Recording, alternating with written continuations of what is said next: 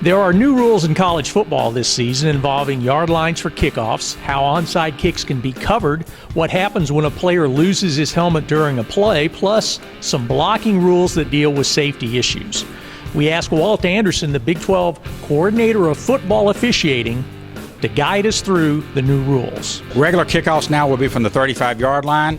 The players cannot be any further back than 5 yards, so they can't get with a 5-yard running start, so to speak, on the kickoff.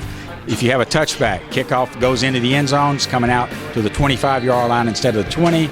And then the other change on the kickoff rule is if you have a ball driven into the ground and it's that high hopper of an onside kick, the receiving team is afforded the same protection as if the ball were kicked directly into the air. The punt receiver has a protection of everything in front of him to a distance of 1 yard. It used to be 2 yards, it's now 1 yard in front of him. So until he catches the ball, or at least has an opportunity to catch the ball, the kicking team cannot be within a yard of him. Players who are in motion, if they're in motion only with inside what we call the tackle box, they can block low. The other difference is what we call the peel back block. So offensive players can't go downfield, turn around, and then come back toward their own line of scrimmage or goal line and end up blocking the defensive player low. In other words, blindsiding him low from the defensive side of the ball. If a player's helmet comes off in the past, just like an injury, that player's got to go out for one play. Can't buy their way back in with a timeout. The only exception is if the helmet comes off as a result of a foul.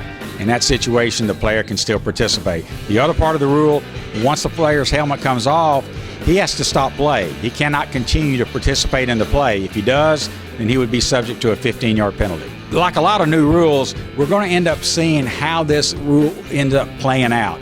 Whether or not it's going to have an effect. What the Rules Committee hopes happens is that players will put their helmets on a little tighter and we won't have helmets coming off to the frequency that they have in the past. The Rules Committee is made up of coaches and administrators, and it's apparent that the common theme for this year's rule changes is making the game safer for the student athletes. For the Big 12 Digital Network, I'm Wendell Barnhouse.